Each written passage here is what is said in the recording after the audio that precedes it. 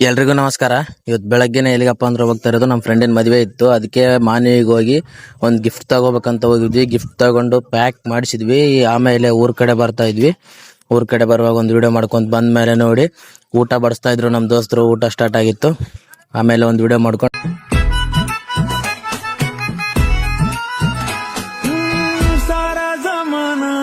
ಆಮೇಲೆ ನಮ್ಮ ದೋಸ್ತ ಊಟ ಮಾಡ್ತಾ ಇದ್ದ ಫಸ್ಟ್ ಪಂತಿಗೆ. ಅವನಿಗೆ ಸ್ವಲ್ಪ ಕಾಡಿಸ್ತಾ ಇದ್ದೆ. मतलब वो अलग ही लेवल का बंदा था। ಆಮೇಲೆ ಒಳಗಡೆ ಹೋಗಿ ನೋಡಿದ್ರೆ ನಮ್ಮ ಫ್ರೆಂಡ್ ಒಳಗಡೆ ಬಂದು ಊಟ ಮಾಡ್ತಾನೆ, ಯಾರು ನೋಡ್ಬಾರ್ದಂತ. ಆಮೇಲೆ ಇಲ್ಲೇನೋ ಸಂತೆ ಮಾತಾಡ್ತಾ ಇದ್ರು ನಮ್ಮ ದೋಸ್ತರು. ಇವನ್ ನೋಡಿ ಸುಮ್ಮನೆ ಕೂತ್ಬಿಟ್ಟವನೆ. ಆಮೇಲೆ ನಮ್ಮ ಫ್ರೆಂಡ್ದು ಮದುವೆ ಅಂತೂ ಆಯ್ತು. ಒಂದು ಸಾಂಗ್ ಹಾಕ್ತೀನಿ ಕೇಳಿ.